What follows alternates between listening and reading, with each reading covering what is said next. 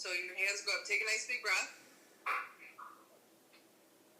And then exhale as you curl forward. So move at the speed of your breath. Exhale as you come down. You can go quicker if you have to. Inhale, walk it out. Exhale, 3 elbow bends. Inhale, boost your hips. Exhale, walk it back. Inhale, curl up.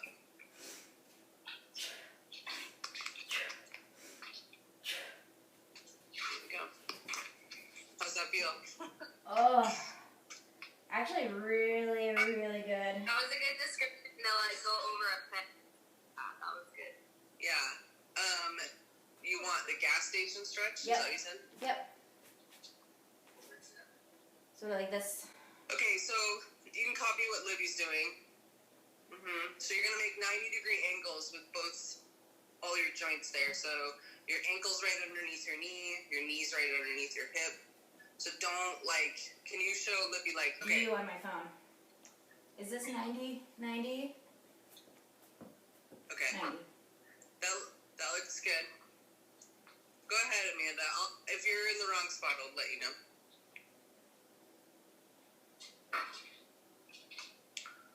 That looks great.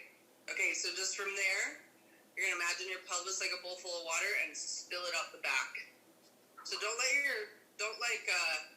Amanda, keep your shoulders on top of your hips. Yeah, so don't bend forward. Right? And then just tilt your pelvis.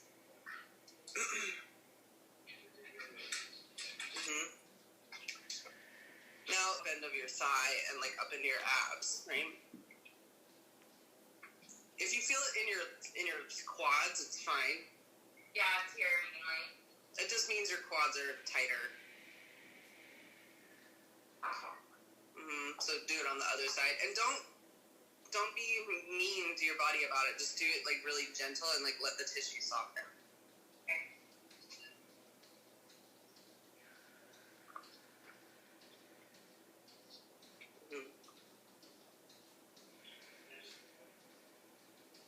You're gonna kind of like the outside on this leg. And I'm gonna step forward. It's almost it's basically a lunge, but also AKA known as a split squat. And it's kind of the similar motion that we had before. I'm gonna maybe take a bigger step. I'm just trying to keep my body in the frame. Step forward, sink down, and then stand back together. And do 3 on each side and then switch. Amy, do you have cues for this? Okay.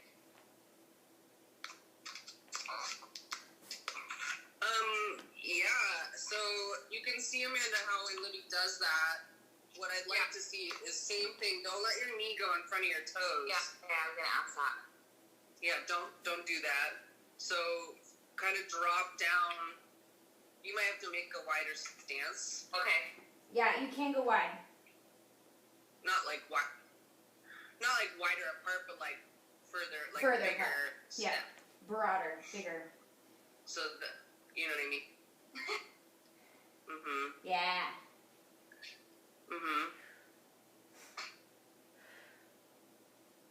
Yep, and then you could do the thing where you squeeze the lemon between your... And not fall over. Keep your balance centered, right? Ankle bone magnets, pinch your sit bones. Okay. So kind of doing a kegel on your way up and down just to keep you in the middle. Does that make sense? Uh-huh. Because otherwise the tendency is to rely on the outer edges of your feet. Yeah, and it gets more wobbly, right? Yeah. So I'm going to try that same thing, except we're going to step backwards. Yeah.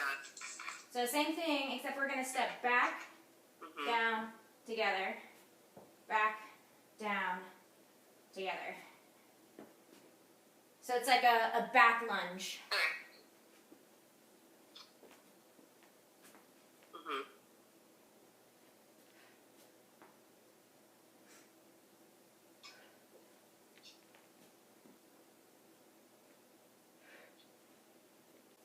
And breathe. And yes, don't forget to breathe. I'm breathing in. Exhaling at the top.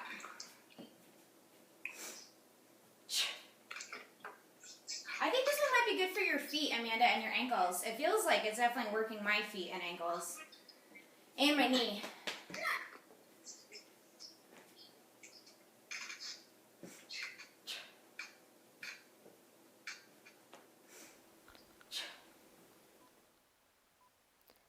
So this next exercise is the Turkish Get Up. You can use a water bottle or a hand weight, but it's a way of getting off of the ground and back down with your arm extended. So I have another video that goes into detail, but I'm going to walk you through it for this purpose. So I use two hands usually to put the weight up and make sure it's centered in this line of gravity, my arm into the shoulder, nice straight arm. Same knee is bent and foot is on the floor that has the weight. So it's same side. Then I'm going to push up to my elbow, nice straight line between my shoulders, and then strong hand, push up to my hand. Then I'm going to lift my hips, bring my knee underneath me, and I'm going to come into a lunge, and then stand straight up, feet together. I was trying to stay in the frame. And then that same knee goes back, hand down, strong finger, strong hand, bring that leg through, set your butt down, roll onto your shoulder, and then onto each shoulder blade. So I'm really trying to keep my wrist really straight and my knuckles towards the ceiling the whole time. You can keep your eye on the kettlebell, if that is helpful. And then this arm is out at a 45-degree angle, and I just first kind of roll over, push through that heel and roll over, and then when I'm here, you can even adjust that foot so that you can stand straight up. And I even squeeze my glutes at the top, and then just try to make that line. Every time I make contact with the ground, my hand and arm are making one long line. I want you guys to do 3 on each side. Breathe in, come up onto that elbow, keep your shoulders in alignment, arms in alignment, lift the hips into a lunge. That toe is tucked to help me stand up. And then foot back. Bring that leg through, set your butt down, roll onto the elbow. Shoulder tap, so I'm here. I'm in a plank. I'm going to touch my opposite shoulder, but I'm going to try to not like waggle side to side and kind of stay really still. Tap, tap, tap, tap. And I want to do 10 in a row. Take a break and do another set of 10. Really squeeze your butt and pull your tummy in. 5, 6, 7, 8, 9, 10.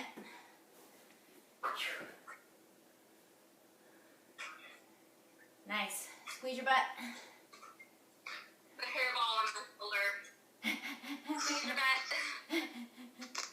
And then when you feel ready, take a little break and do another set of 10. 1, 2, 3, 4, 5, 6, 7, 8, 9, 10.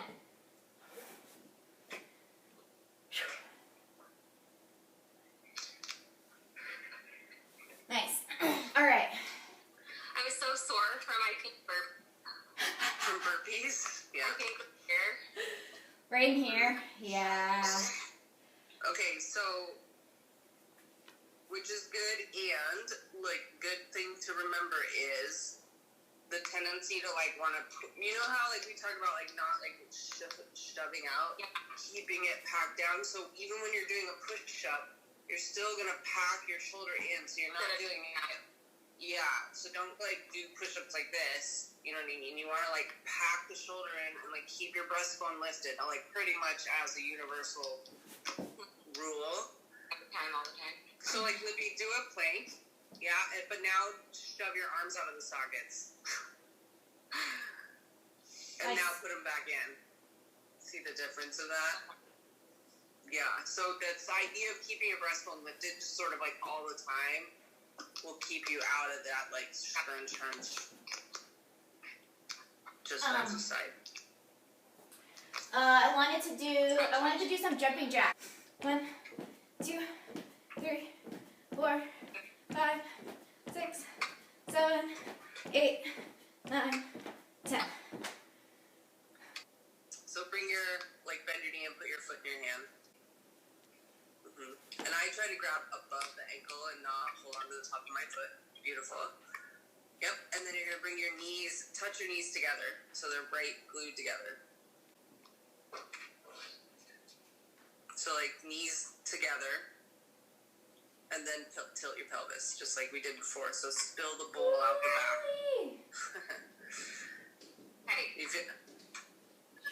So most people, when they do this, they let that knee go out to the side and they're not paying any attention to what their hips are doing, right? They're just bending their knee.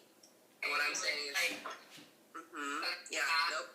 Yeah, so bring your knees together and then spill the pelvic bowl out the back. And breathe. Woo. Yeah, and you can do this slow, relaxing yoga breath too, since you're not generating force here. You want to let the tissue just melt. Right? You can switch sides. Same rule, point of mild discomfort. Don't pry on it. Just let the tissue soften. I feel it stretching the front of my knee, which is probably good. Right where my front of my knee, where my incision was for my surgery, it's kind of pulling it. But I think that it's good because it's scar tissue and it's kind of stuck.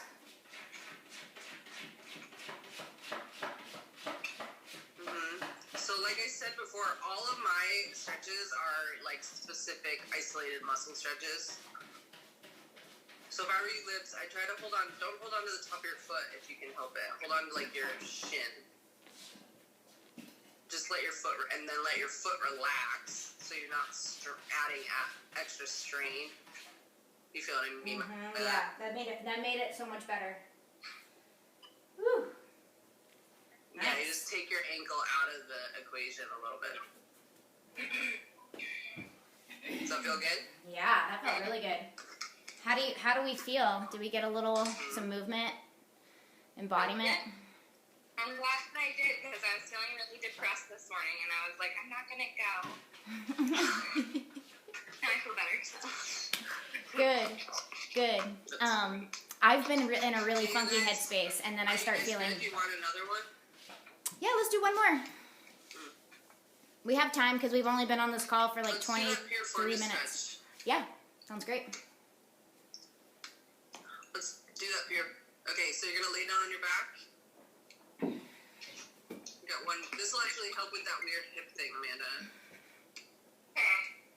Okay, so you're gonna lay on your back, knees bent, feet flat on the floor. Okay, you're gonna bring one knee in a tabletop position, so the knee is right over the hip. Don't turn it, just hold it there. Okay, knee is right over the hip, shins parallel to the floor, and then you're gonna take your opposite hands and reach up and grab onto your shin, you're by your ankle. And rotate the leg around. Try not to let the knee drift out. So try to keep your knee right over the socket. So look at how Libby has it. Okay. Yeah. So you're gonna leave your knee right where it is and just rotate your socket. Yeah, and then rotate your shin around. The goal would be to get it parallel to the collarbones. So don't rest it on your other leg. Okay, then you're going to use your other hand, your same side hand, to put on the outside of your knee there and hug the knee toward your opposite shoulder. Be gentle. Be gentle. Okay. Yeah, if you want it, and just keep your tail down on the floor. Don't twist so far that you're lifting off. Okay. And you'll notice how as you hug the knee, you lost some of your shin rotation. So if you back off, rotate your shin around, and then maybe the hug less, right? Okay. Yeah, so you get right in that specific spot in the pocket. Yeah. Okay. This actually helps a lot if you have sciatica, right? Or if you just be gentle about it. Don't pry. If you want to make it deeper, stretch out your other leg on the floor. I'm switching. Right? Okay, so switch sides. Yeah. So tabletop, rotate, and then hug toward the opposite shoulder.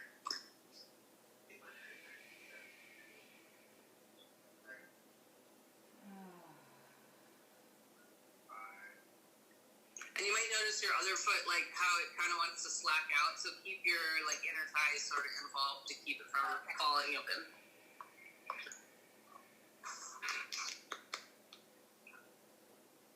And breathe, like in a melty kind of way. There you go.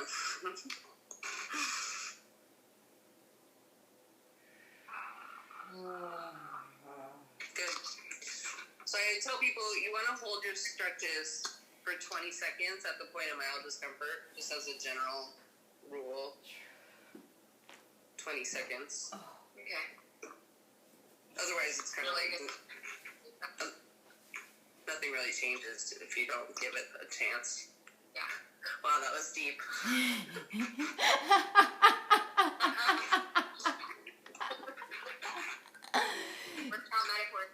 Yeah, Amy, we gotta write this stuff down. We gotta start putting together our like manual, our manifesto. I